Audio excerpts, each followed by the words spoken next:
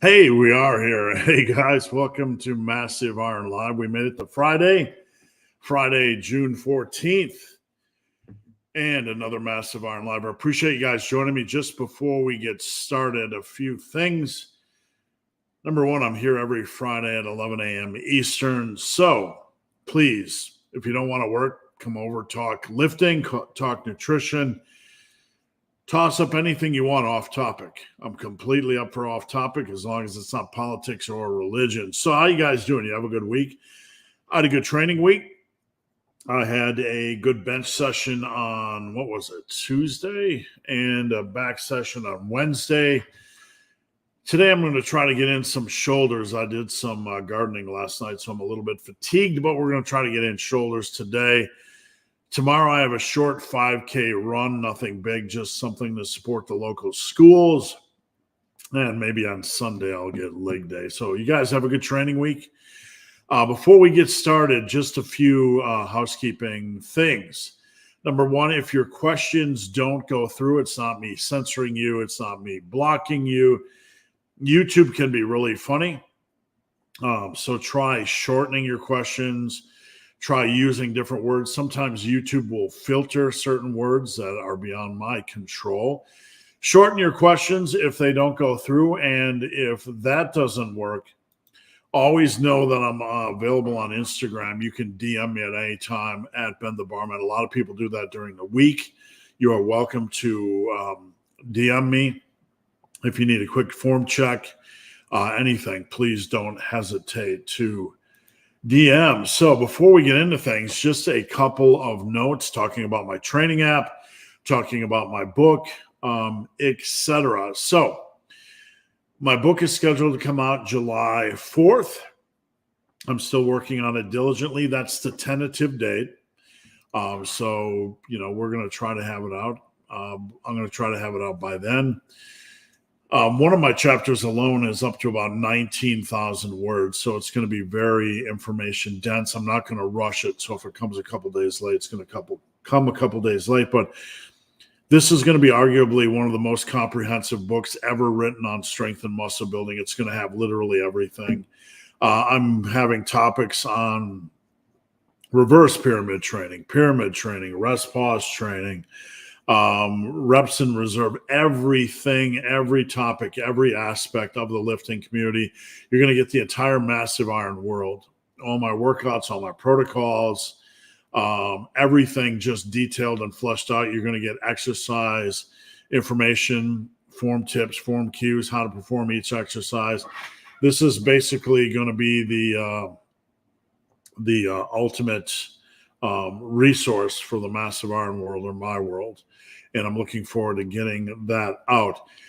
Physical copies when the book is done, I will be able to port that over to physical copies. Now, I have to see how many words there are, because if it's too large, I'm not going to put it in one book that's this wide, right? We don't need like some old tome of a book, right? It's going to be I'll break it down into 2 or 3 books and have it more topical, maybe the workouts, maybe general information, whatever. So once I get all the information done, formatting into a book is not complicated. It just takes a couple of days, and to make sure everything is nice and tidy. I've done that before, so I will be doing that. My workout tracking app is called Mass Forge. We've been working on that for quite a while. We're going to start alpha testing. I've been using it for a month, and we're going to do a limited number of alpha tests just to work out basic bugs. And then we're going to look at beta testing. So stay tuned for that. Limited number of people will get on alpha testing. But that is it, guys. One quick commercial before we get started. Please follow me on Instagram at Ben the Barman. I'd love to connect with you. I spend a lot of time on Instagram because I get a lot of questions. I like to post a lot of my extra content that I can't post in video format over there. My website, superlivingtoday.com. If you need a workout, check out the workout collection. It has 354 pages of my workouts. I got tons of workouts in the workout tab. If you need coaching, check out the coaching tab. I coach a little bit differently. I'm with you every single day. I'm not a check-in once a week coach. For those of you unaware, I was voted the online coach trainer of the year for the last year. This was by the world's largest coaching app, Trainerize. I beat out 400,000 other coaches and online trainers. And I'm not bragging. I didn't expect to have the honor, but I work hard for my clients. And all you got to do is communicate with me. And everything I do is custom. We don't do any cookie cutter stuff. I'd love to work with you. So you can head over there and just click the coaching tab if you want more information. And finally, Team Massive Iron. Team Massive Iron. Why are you not on teammassiveiron.com? Seriously. Why are you not on teammassiveiron.com?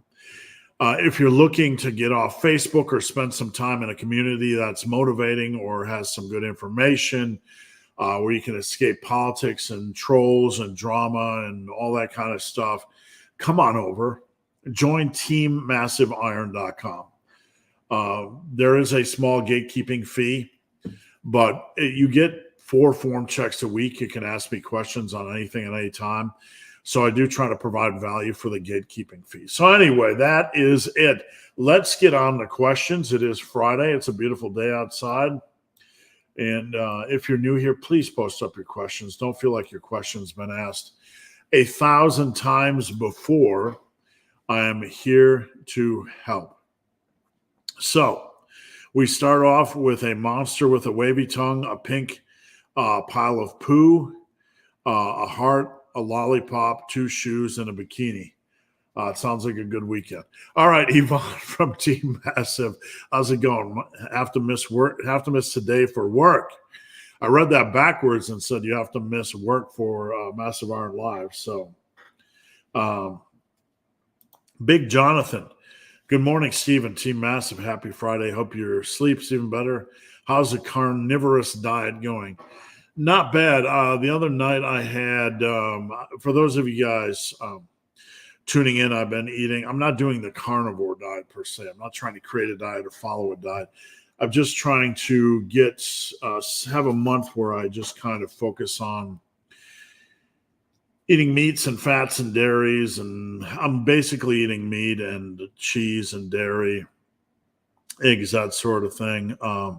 It's going well. I don't notice any difference, really. The other night I had a lot of shrimp, about 400 calories of shrimp.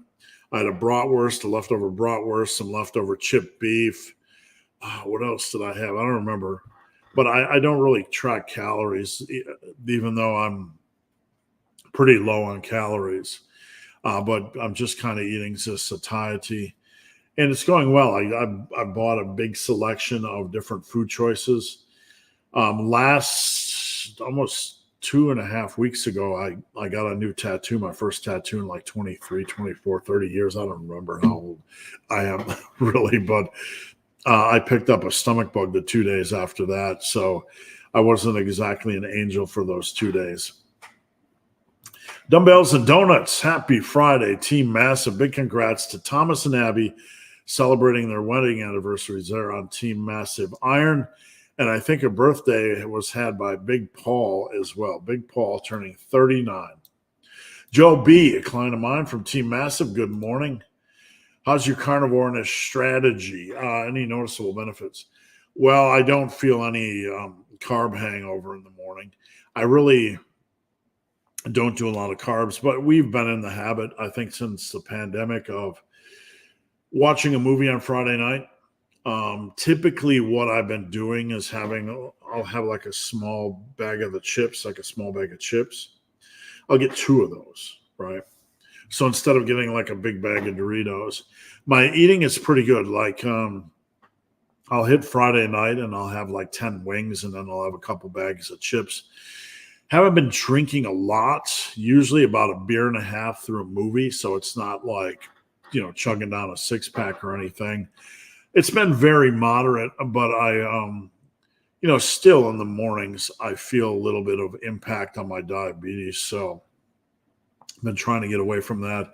Basically, the thing I feel best about is not feeling sluggish or icky, icky in the morning. We don't feel icky, right? You feel a little bit of a food hangover or something. Hey, I forgot to tell you guys, this platform is now allowing me to stream on Twitter, Twitter. I'm on Twitter. I'm on LinkedIn. I'm streaming on LinkedIn for the first time today. Not like anybody cares, right? But I'm streaming on LinkedIn and on Facebook as well. So if any of you guys are watching from those platforms, try commenting. I'd love to see if the comments come through, or any of you on that platform, on those platforms, see if you can find my live and just post up a random comment. I just want to see if the comments are going through on there. Big Joe B, what's the maximum bulk schedule you would recommend for someone? Depends on the individual. I know you say 10 on, 10 off. A year bulk, man, you're looking at 25 pounds minimum, 25, 30 pounds. Generally, it depends on the individual and like my relationship with them in coaching or whatever. Are they able to knock out weight on a cut? Because you never want to get so far away from home on a bulk that you can't cut and knock the weight off. The biggest thing when it comes to a bulk is how are we going to do mentally?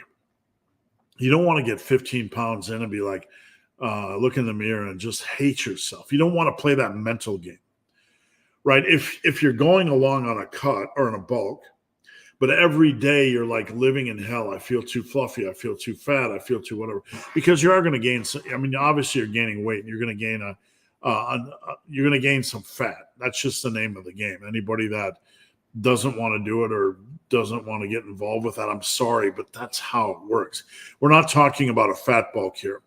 In the massive iron world, for anybody watching, we do very controlled bulks. The starting point is a 10-pound bulk, basically over 4 to 5 months.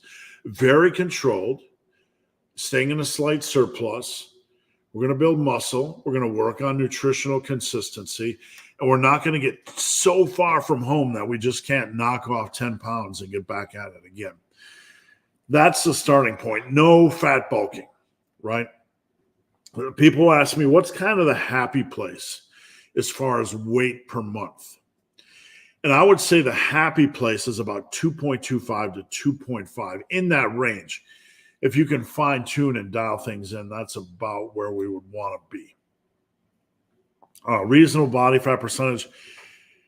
You don't really want to go over 240. That's kind of the heart attack zone for men. I really don't want you up to that level. So 230, it depends on height a little bit, but 230 is kind of the upper ceiling. Somebody who's watching this going to go, you're advocating people get up to 230 pounds, they're going to be fat, fluffy, whatever. No, but some people like being bigger. Some older men like carrying around more weight. A lot of the older men I work with don't like being under 200 pounds, right? So I am not here to judge somebody's weight goal. But if they want to get above 230 pounds, I'm going to tell them they're entering the heart attack zone, right? So anyway, you can bulk as much as you want as long as you're able to get back home. Does that make sense? All right, let me get a drink. Adam, how's it going, Adam? My sinuses are killing me. We have in Ohio an air quality alert, which is just messing with my sinuses. It's just harder for me to breathe through my nose. It's locked up. Big, hairy, ugly dude. Happy Friday. What's going on? How quickly do you ramp calories after a cut? You go right back to maintenance for 5 days. There's no benefit in slowly trickling up. No need to reverse diet. We're not coming off of a contest, right? A lot of times, competitors, and I've seen this many times, bodybuilding competitors, figure competitors, mostly bodybuilding competitors, will get done with the show, and then like 3 weeks later, they're up 15, 20 pounds. I've seen it before, more than a few times. So If you're a competitor or you're super lean, we want to back up really slowly. Dumbbells and Donuts, who's on here I'm working with, it's kind of in that situation. He's competitor lean. So we're moving up very, very slowly, right? We're trying to control that weight gain, get the most out of it we can. What I advocate is going to where you think maintenance calories are for 5 days, weighing every day. And let's see what happens just as a baseline. Let's wait for your water weight to stabilize. And then we start adjusting from there. So if I want to, Adam says, if I want to increase 750 to 1,000 a day to get into a lean bulk, just do the 5 days where you think maintenance is, and that's then go up, right? We're in no rush, but we want to get out of the cut. We don't want to back it up slowly because that's just prolonging the cut. Nothing is worse after you are done with cutting weight and then having to slowly back calories up for another month. And basically you're in a cut in another month of hell, and that's taking you away from building. So we do not want to do that. There's no need to do that. William is checking in from LinkedIn. Thanks, William. Joshua is checking in from Facebook. Thank you, Joshua. Thank you for checking in. See the little LinkedIn button? Cool. Glad that is working. Joshua from Facebook, I'm going to answer his question since he tuned in from Facebook. Steve, what would be a good overhead barbell press strength relative to your body weight? So I weigh around 190 and overhead press 230. That's good, man. That's really good. 315 is kind of the gold standard at any body weight. Like, equate a 315 overhead press to like a 365 bench. That's how I would kind of put it. Both of those are like beyond gym elite. Both of those are elite, right? Certainly there's, freaks in the world out there that are doing weight above that. But that 315 at any weight on an overhead press is really elite. In my day, I did a seated 315 and a seated 315 BTN front and back. Why? Because I want to do it in front and back.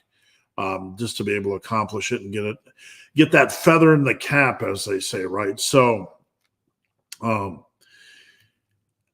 don't like to weight things versus body weight, but if we want to do that, a 315 bench under 200 pounds is wonderful.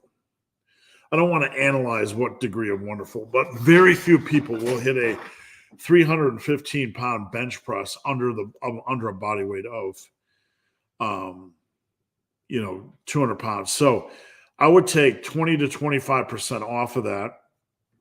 And so if you have 315, let me just do a quick, multiplication, and you take 25% off of that.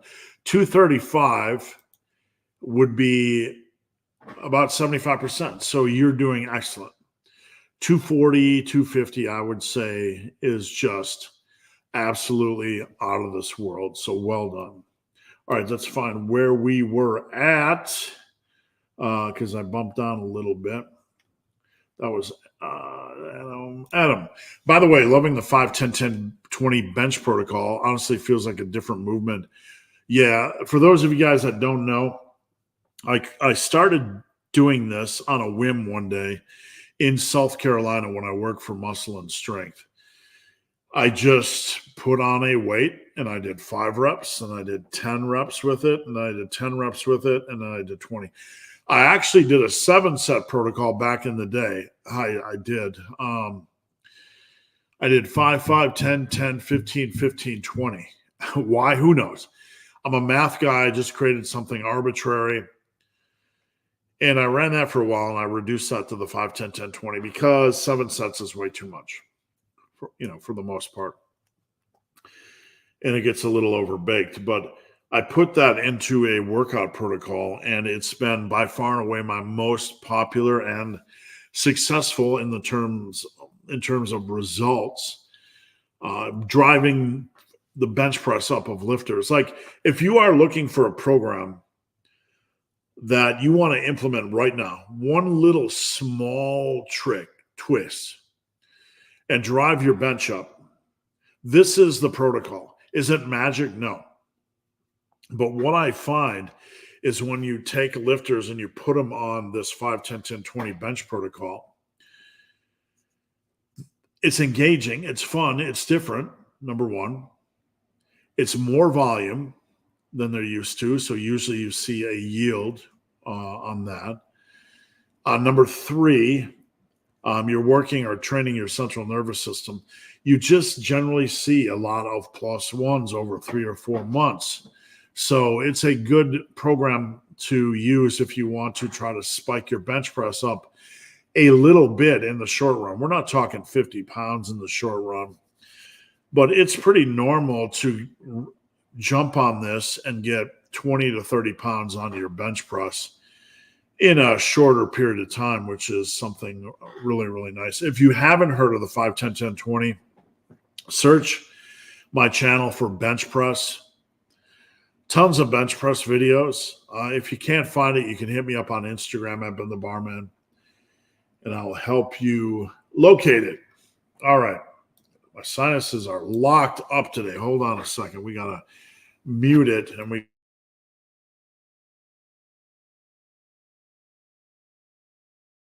All right, unmute. My wife is talking about lifting alongside running, which is awesome. As a complete beginner, she can make awesome progress to start at 30, 40 minutes, 3 times. Absolutely. Just get her on dumbbells and machines. Full body is okay. She can do an A-B split. A lot of times what I do with beginner women is put them on an A-B split.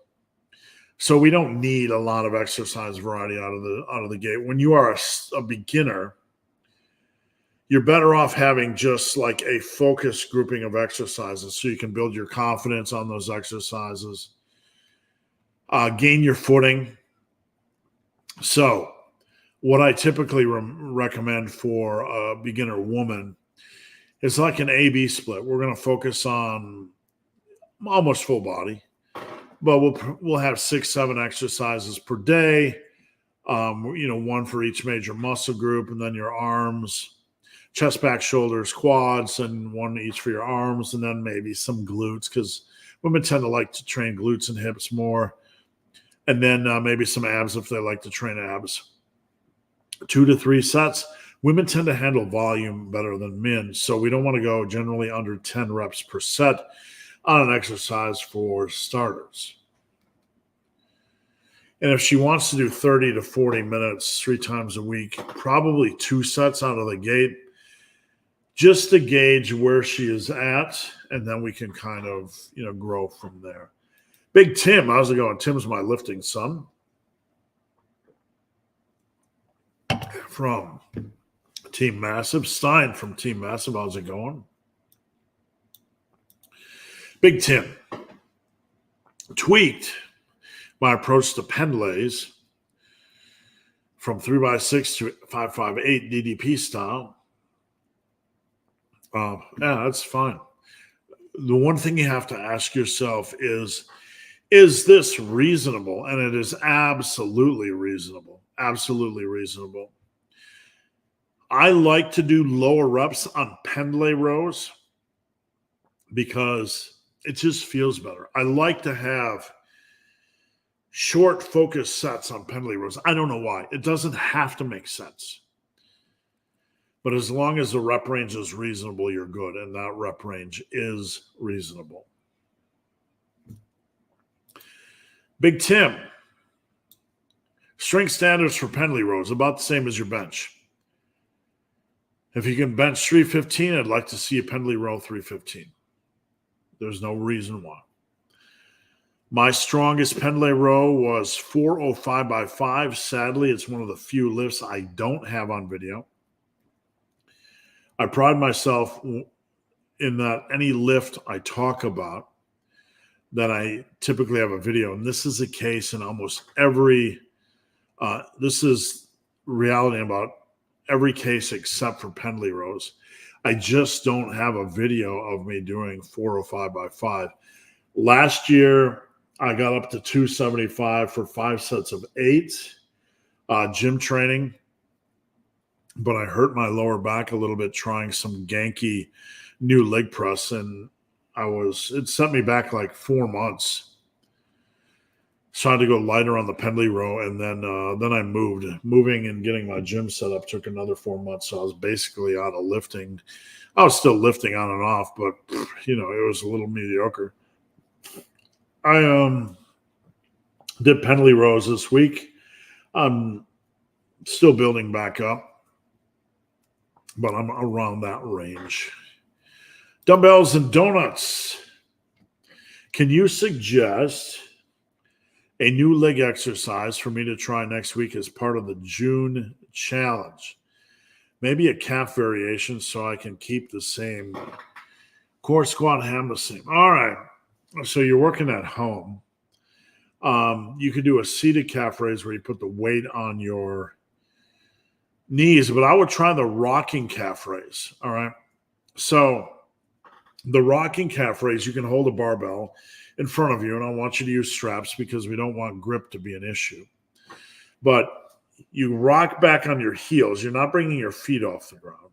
You rock back or put your weight back on your heels, and then you go forward and you go up on your toes, and then you go back down and then put your weight on your heels and go back up and go back on your toes.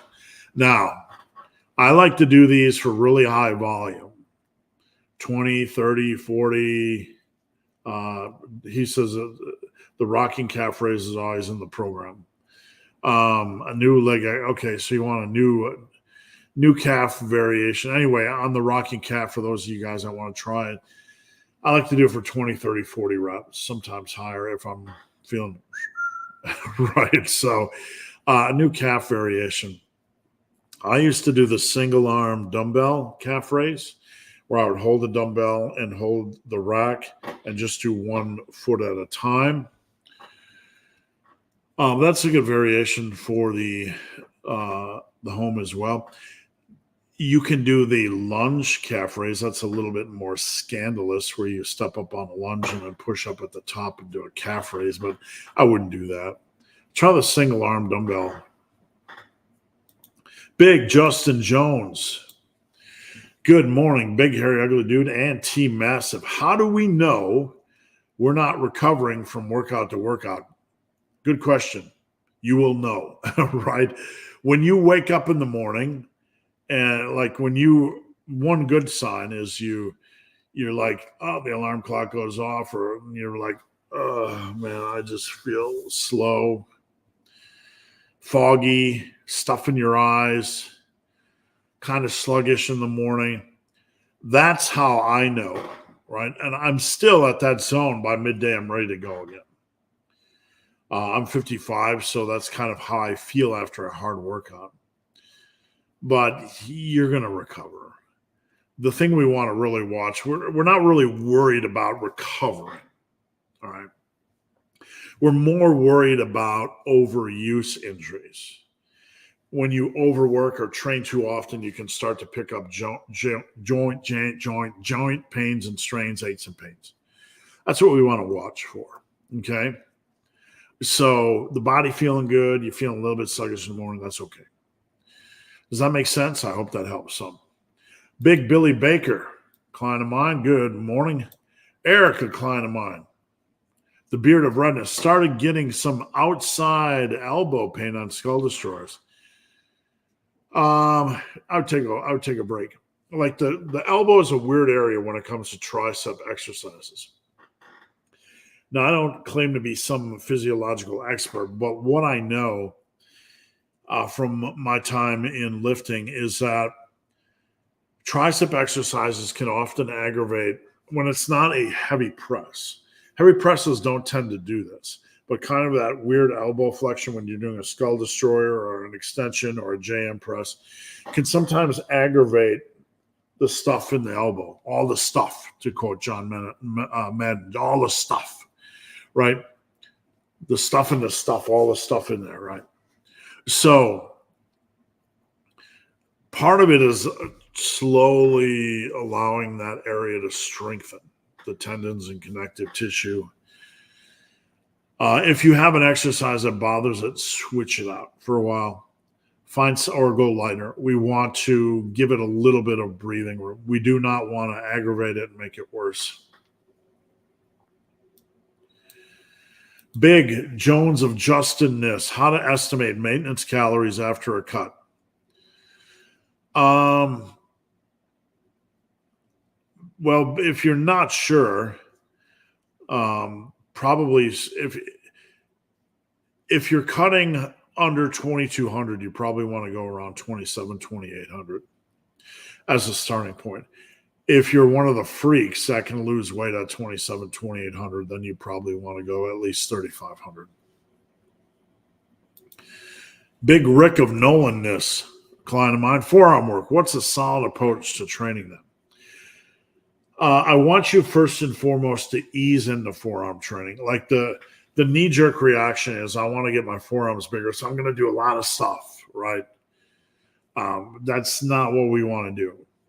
We want to be wise about our forearm training, and we want to do a couple of exercises focused on progressive overload. We don't want to be like, one of the things I see when someone wants to dive into neck training, forearm training, calf training, ab training, or something they haven't done before, is all of a sudden they want to do like 1 billion exercises. They want to overwork because they resort by default to volume attack. And we kind of lose our focus a little bit. Like, we all know inherently that you can't expedite hypertrophy by just plugging in a lot of volume right out of the gate. We know that it's a long-term process and that we have to find exercises that treat us okay, that we can progressively overload, right? So we want to find a couple of exercises we can overload that we enjoy and just give them time. I suggest too, I like the wrist roller, okay? If your gym doesn't have a wrist roller, you can get one at Wally Mart for like $9 or $15. If you've not seen it, it's this thing with 2 handles, and you can attach a weight, and it's got a rope, and you roll it up, right? You roll it up, and you're doing this action, and it really hits this meaty part of your forearm. And then when you pull down, it hits the top part of your forearm. So the alternating action goes between the meaty bottom part of your forearm. When you go down, you can flex down. You can feel that. When you go up, you can flex up the top part of your forearm. So it's a wonderful, wonderful exercise for hitting the forearms in a well-rounded way. The weight from the bottom up and down is basically one set because you're doing all the repetitions, right? You could turn this into an animated GIF if you want, right? He's lost his mind. Go ahead and screenshot it, save it, turn it into an animated GIF. Anyway, another good one is a wrist roller or reverse wrist roller. They're okay. I like the Captains of Crush grippers. Have you seen these? There's something small that you can keep in your gym bag, and you can, keep in your back pocket if your gym doesn't like you bringing equipment or bringing your bag on, or you can do them after your workout in the car, right? Because they're so small. But a Captains of Crush gripper, you can just work your grip and your forearm that way. The only thing I'll say is don't be an idiot like me and go out and buy the whole set. No disrespect meant to Captains of Crush. They make a fine product, but I went and bought the whole set. And the first 2 are pretty much all anybody needs for quite a while. Carlton, a client of mine, truck driver, tuned in from the road. Big Justin Jones, we know that muscles look and feel flatter on a cut, but are they typically smaller? You're going to be a little bit glycogen depleted. It could be a little bit more flat, but it's going to be trivial, right? My advice for you guys is don't worry about that stuff. You're not losing muscle size, so don't get involved in the head games. Big Paul, good morning, Paul from New Mexico. No notification crew, and I'm still here. Gotta love YouTube, right? Gotta love YouTube. Someone goes over to YouTube. It happens to me. Finds a channel they like, and they don't get notifications. Like YouTube has this different system. They have the subscribe button and the notification button. Like in my brain, when I subscribe, I want to be notified. Why do we need a two-step? I don't know. If I were president, that's one of the first things I would fix. I don't know about you guys, but if I subscribe to a channel, I want to be notified. I mean, I certainly could see a functionality where you can subscribe but don't notify me, right? To opt out, but I don't know, whatever. All right, guys, let me get a drink. We're about 36 minutes in. If there's any, I want to mention this. If there's any topics, like any video topics you see the other influencers talking about that you want me to cover, by all means, bring up the topic. I don't want to get involved with drama. But here's what I kind of mean. I saw Paul Carter, and I don't want to, be doing this. I don't want to I'm not trying to go after people. I want to talk about concepts because I get a ton of questions on concepts. So-and-so, I get a lot of these in DMs. So-and-so said such and such. What do you think? Right. And it's a good opportunity to discuss this sort of thing. Again, we're not going after people. We're not, and I have to put that caveat because our society can be so reactionary, and the love is a good fight, right? But I saw Paul Carter make a video, and I didn't watch the whole thing, but I think the title was "There's no need to ever go over 8 reps," and I felt highly compelled to respond to the arbitrariness of the thing, but I won't right now. So if there's ever any topics like that you want to cover that you've seen an influencer or somebody talk about that we could address, just toss them in. Let me get a drink and we'll get rolling. All right. Ryan, how's it going, Ryan? Good morning. Thanks for tuning in. Matthew, a client of mine. Morning, big, hairy, ugly dude. Sorry. Some say that high rep, lightweight stuff can be good for tendons and ligaments. I think they're overthinking things. I mean, that sort of stuff can flush and loosen up the body a little bit more, but the best thing for tendon and ligament strength is getting stronger over time, in my opinion. I mean, some of the stuff people say, there's so many magical things attached to lower rep work, like you do lower rep work, you can carve out the definition of a muscle, which is absolute nonsense. Lightweight work is good for tendons. The best thing I found for overall tendon strength is getting stronger over time. Running. Okay, when I got into running, I'm a big boy, over about 250 pounds, give or take a shake or two, give or take a cheeseburger or two. But when I got into running, you ever seen that movie, A Christmas Story, or like Ralphie, you're going to shoot your eye out, kid, with your Red Ryder BB gun?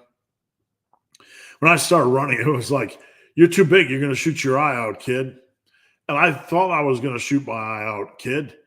But what happened is I ended up running, and here I am 5-6 years later, and never had an injury. I had one minor overuse injury, but it's because I did a Sit Fu for 6 charity event, which is 6 hours of nonstop exercising, burpees and deadlifts, and all kinds of things. And then I did a 50K the week after. So I had kind of an overuse injury that took a couple months to recover from, but that was from foolishness, not from running. But the point here is simple.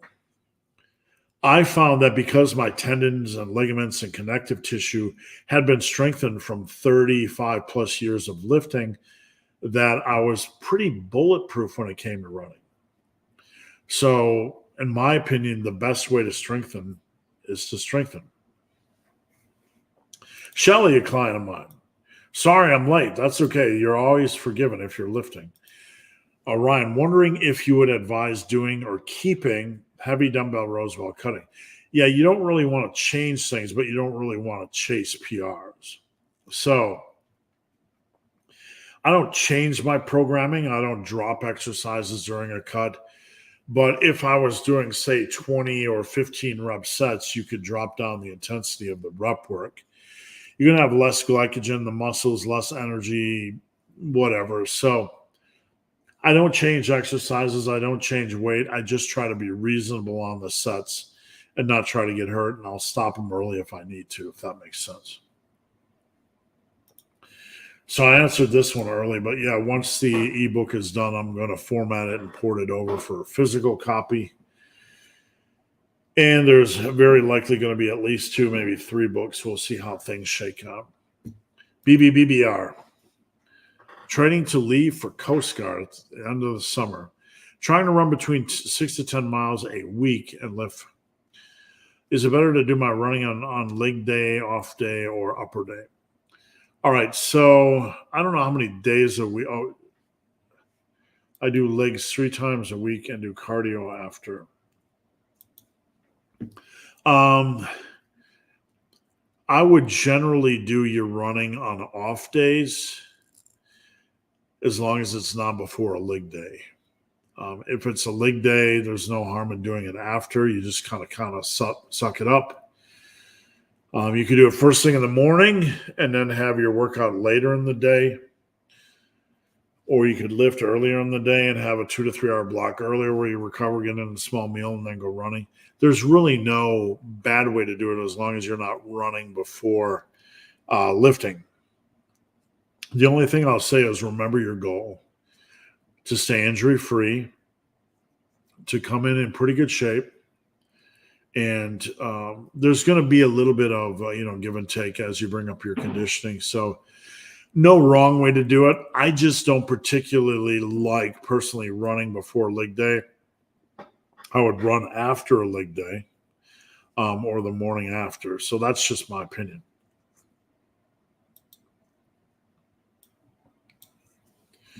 Lean bulking. I train in the morning, but eat most of my calories at night before bed. Is this bad? No, as long as your calories are okay. If you train in the morning, though, you want to get in a good morning protocol. You want to get up, you want to have some water because your body's low on water first thing in the morning. You want to have some sodium, right? Get the electrolytes in, maybe some potassium, some sodium and a potassium supplement, electrolyte supplement. And that way we're kind of primed for goodness. And you don't have to get in a electrolyte supplement. You could get in a food choice, a plant-based food choice with potassium, but that's a good way to attack the start of the day. Do you still offer the $100 lifetime Massive Iron? Yeah, there's 2 ways to join Massive Iron. The teammassiveiron.com. $4.99 monthly, which is about as reasonable as you get. And $99 lifetime. I try to give value back, so I have most of my PDFs there for free. I do form checks. I answer questions, whatever. So I try to give value back to make that worthwhile. But having a fee on there keeps out a lot of the chaos, if that makes sense. Team Massive is where your shirts get tight and your pants get loose. Thanks, Paul. That's a good way of putting it. And I appreciate that. That's very true, right? When are lifting shoes advantageous for lifts like squats?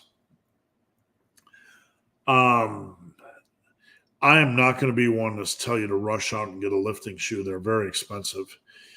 But if you feel you want to use a heeled shoe on squats, try something you got at home first.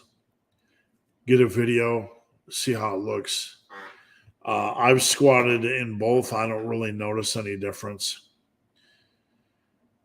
If you squat and your squat is good and you still notice a little bit of heel rise, then when you're at depth, then you might want to mess around with having a heel.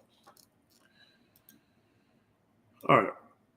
If you had to split a workout between morning and evening, would you do accessories in the morning and big lifts in the evening?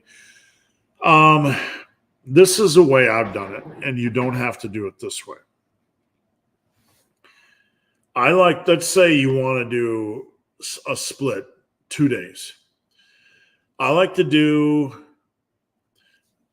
the big hitters in the late afternoon or early evening. The central nervous system is more awake and aware. So I like if I was going to do chest, I would do it on like a Monday, late afternoon or early evening. And then in the morning on Tuesday, I'd do triceps. Does that make sense? And then maybe Tuesday later in the day, I would do back. And then maybe Wednesday morning, do biceps. Do you follow me? That's kind of how I've done it. MCM147. Hey, big, hairy, ugly dude. Never trained abs before, and I have developed some unwanted belly fat. How many sets should I add? You can't fix belly fat with ab training. You can't do it at all. It won't do anything. That's all cutting diet. You can add in 0 work and you can add in 100 sets per week. None of that is going to fix the belly fat. So I hope that helps. Jay, what are some topics on Team Massive that you deemed interesting? Oh, man, we have so many topics. I like when others start threads because I get up every day and I post a topic of the day. And usually it's just a whim. Hey, what do I want to post today? It could be something silly, fun, whatever. But I like when other people post things. There's so many interesting things. It's really hard to say. In your opinion, when is the best day to hit abs on a push-pull legs? Well, push-pull legs, you can have fluid rest days, right? You can do push, rest, pull, legs, rest. You can run a flexible schedule on a push-pull legs. Flexible, I mean, you can pretty much insert rest days in whenever you want. You could run it 3, 4, 5, 6 days a week if you wanted to. There's no magic answer to this because every push-pull legs is going to be designed differently. So it really depends on how much time you have in the gym and when you enjoy doing it. I don't like to personally do abs the day before deadlifts or squats. I don't want a weak or compromised core in any way when I'm doing squats or deadlifts. So I would kind of keep that in mind. Big J. Oh, we already did that. If working out twice a week is around 60% of possible muscle gain, would you say that would be close to? Here's the way. Okay, Jay is theorizing, and I've talked about this before, that if you only train 2 days a week, you may only get about 60% of the muscle growth that you would training 4 days a week. It could be 70, it could be 75, it could be 80, it could be 85. There's variance here, right? But obviously 2 days a week is not the best scenario. So here's the way to think about muscle growth. What muscle growth is like this. This is your potential. Whatever your potential is, right? Whatever your potential is, whatever you have left, you have the potential to get half of that in the coming training year. Potential. How many people get that full half in the coming year? Not many. Most of them maybe a third if you're training hard. So if you get only get like, let's say you get that your first year, training 2 days a week. You have that left, right? So you have this left, right? And then you get like a third of that. That's after 2 years, 3 years, 4 years, 5 years, 6 years. 6 years, you got 10% left. Okay? Training 2 days a week. So 6 years, you're pretty close to looking solid because it's not just about building muscle, isn't just about what you're doing today. It's about the long term. So if you are only doing this little year 1, year 2, year 3, year 4, year 5, year 6. All of a sudden, you're at 90% of your potential after year 6, right?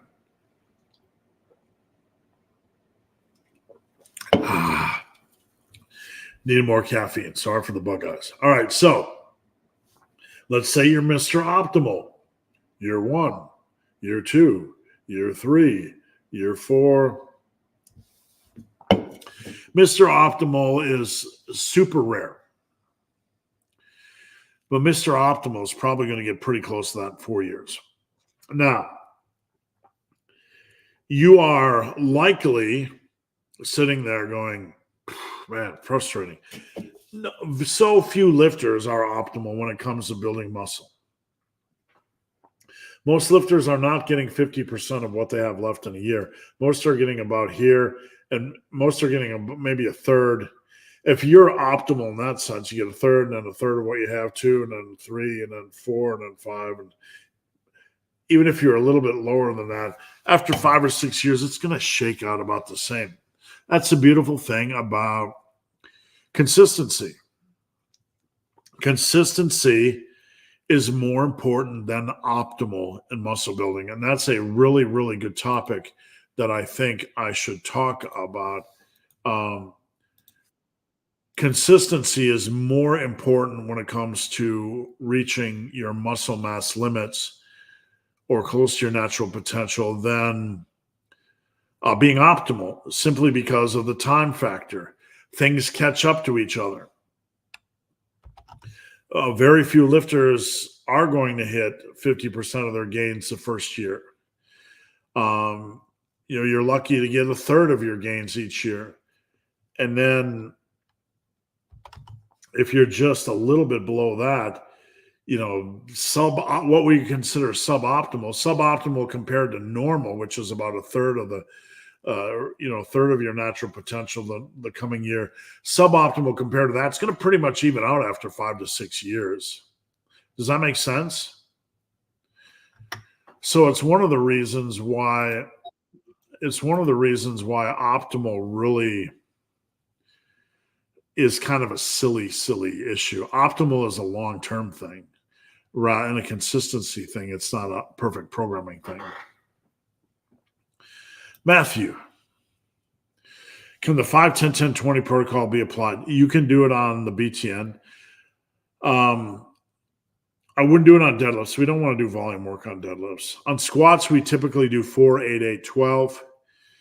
On overhead, you can do 5-10-10-20, or you can do 5-10-10-15. So absolutely.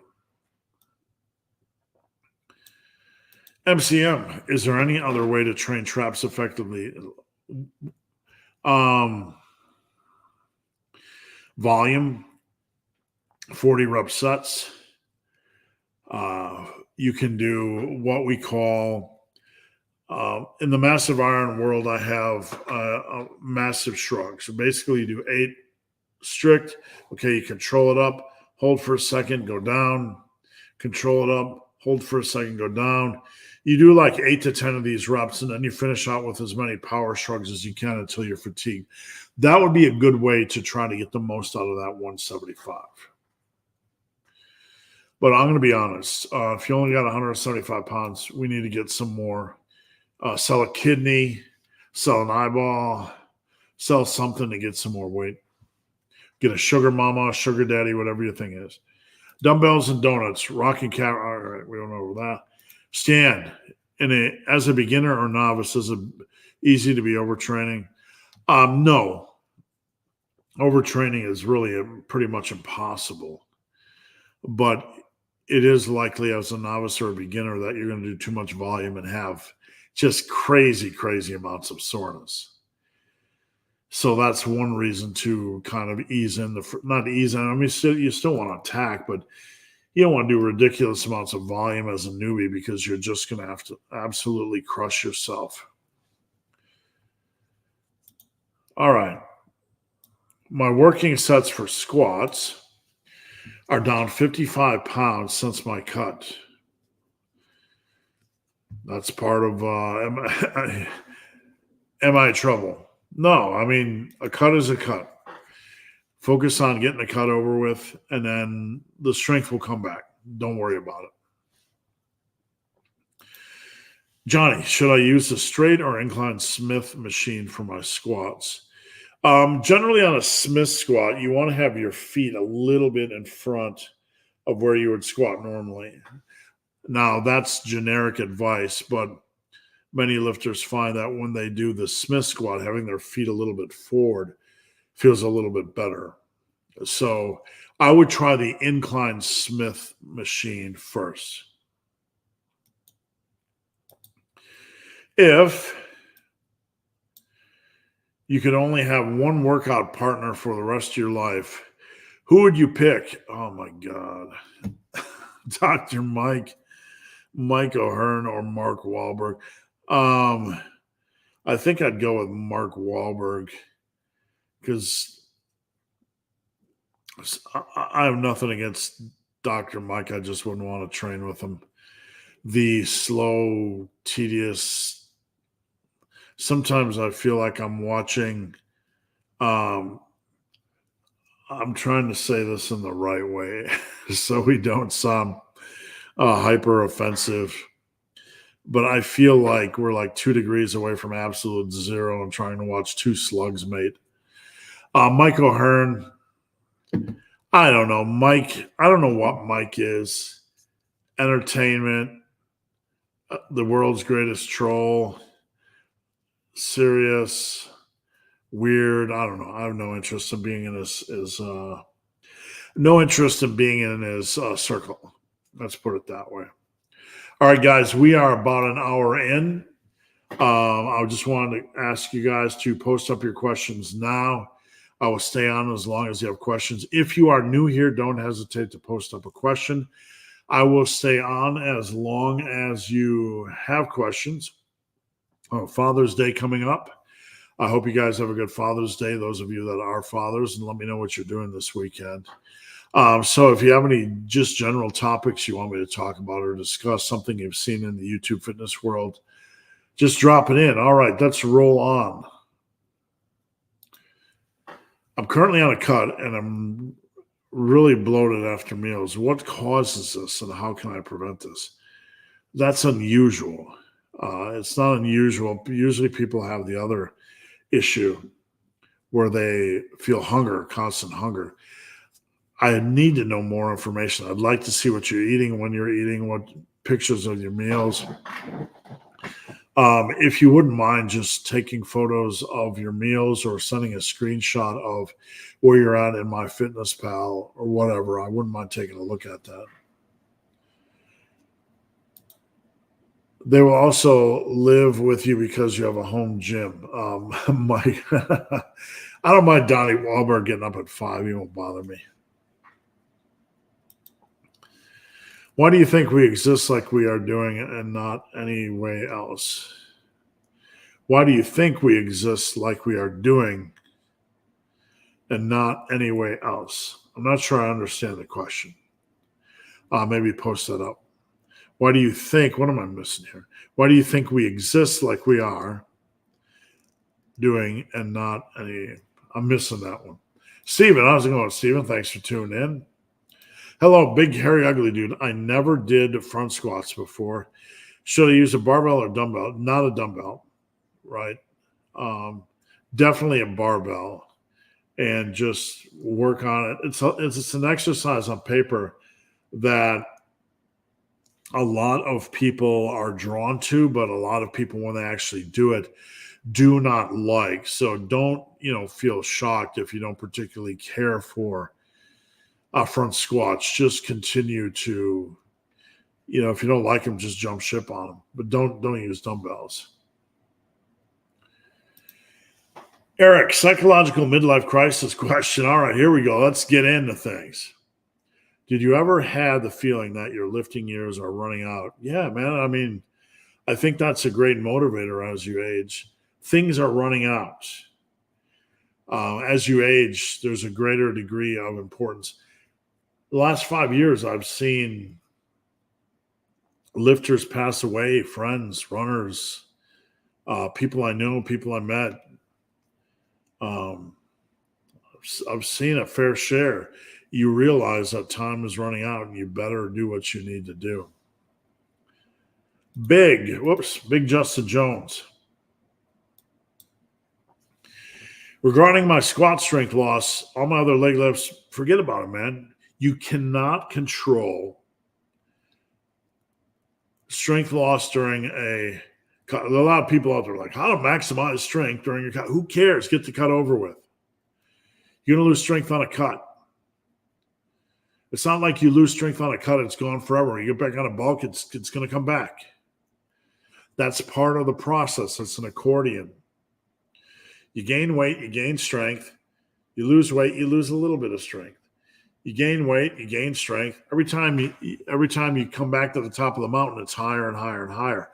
That's part of the process. It's a long-term process, and you just got to embrace that as part of the process. Eric, great respect of doing this live stream over and over and being so respectful despite of the hearing questions of optimal. Best exercise or splits. Absolutely, it's a pleasure. One thing I learned way back in the day when I was running an internet forum, one of the most successful internet forums, is that there's always a crop of new lifters who haven't heard these questions before. They're coming fresh and eager. So if you punch them in the nuts and be like, back in the days of internet forums, people would come and post a question that's been answered like 100 times before, and someone would just say, search, right? Like, go search the answer. No. That's annoying. If you're new, and, if you're new and you go to a community or a Q&A and someone says, this question's been asked 1,000 times before, go search the main search. You go search the main page of Massive Iron Lab on YouTube. That's disrespectful. We have to treat everybody like we would want to be treated as a beginner. I'm here to answer questions. What are the basic fundamentals for a power building program?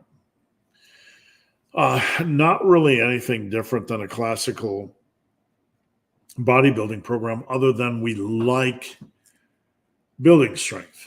So what is the difference between bodybuilding and power building? Not much, other than we are obsessed with strength just as much as we are with muscle. So we tend to have a bigger or more focus on the barbell lifts and the dumbbell lifts to a degree. Barbell Beauty, happy Friday, Team Massive. All right, we got about a handful of questions left. I'm going to get a drink. Last call for questions. If I don't get any more questions after these few, we'll be hopping off.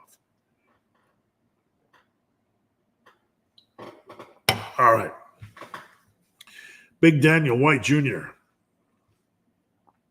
What are your thoughts on using pre-workout?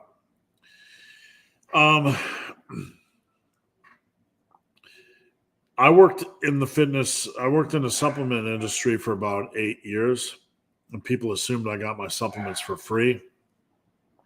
I didn't. No way. I had to pay for what I used unless there was some return crap that had been open. I liked pump and grind. It was, you can find it at Tiger Fitness. Regardless of the brand, whatever, I just found it to be valuable. Now, is a pre-workout valuable? It can be. There's no downside. I don't need to use it every workout. In fact, I rarely use them anymore. But when I did use them, I'd only like half scoop. For a little bit of an edge. What's the downside, right? None. If you're a serious trainer, I wouldn't go for the caffeine overdose. But there's no downside in spending your money on that, and even half scooping if you think it's going to give you a little bit of an edge. Michael, have you heard of using baking soda and water as a pre-workout? No, I haven't. And I'm not sure of the physiological impact. What's it going to do? Give you like the beta alanine tingles or something? I don't know. Maybe somebody can enlighten me. I don't know that's going to give you any real benefit. Maybe I'm missing the boat on something. Not heard that one, though. Big Marvin Thomas, I've been asked to be a part of a push-up challenge. I work out 4 days a week in the mornings. Would it be counterproductive to do them every evening? No. You just have to be wise about when you have a pressing workout coming up. So, if you have a pressing workout at 5 o'clock on Monday, you want to do your push-ups as early as you can on that Sunday. Does that make sense? So you got bonus recovery time. So if you got up on Sunday and did your push-ups at 8 a.m., then you wouldn't have your pressing workout until Monday at 5 p.m. You have 29 hours of recovery. That's how I would do it when it comes to the pressing days. Johnny, happy Father's Day to the people I see here every Friday. And Daniel White Jr., what are your plans for Father's Day? My wife has a new YouTube channel, and we've been recording a video every week. She does fashion. She helps women with fashion. That's my wife's thing. She's the beauty. I'm the beast. So I'm going to be helping her record a couple of videos this weekend. I just going to do what I normally do, work, write on my book. I don't have any big plans at all. Mike says, baking soda and water is a good home remedy for settling heartburn. Not heard that before, but I'll keep that in mind. And Justin, have a great weekend. All right, guys, that's it. Before we go, and you can pop in your questions. I will answer your questions, but I'm going to go through a spiel real quick. Please head over to Instagram if you are tuning in late and have a question. You can pop your question in my DM. Please join teammassiveiron.com. We'd love to have you over at teammassiveiron.com. And if you need a good workout, you can head over to my website, Super Living Today. Check out the workouts tab. Also, I do phone consultations. If you want to talk, just talk about training, fixing things over the phone. I do custom workouts. You can find my services tabs. Over here, I have books. I have ebooks. I have PDFs. I have tons and tons of information. And I appreciate your support as a small content producer. You allow me to do what I love for a living, and I appreciate that. And your support means the world. So I try to put out good quality information. Everything on my website is typically free here. So if you want to support me, just check out my products and services here. And please join teammassiveiron.com. All right, guys, that's it. No more questions. A short one today. I'll be back next Friday at 11 a.m. Eastern, and I am out. It's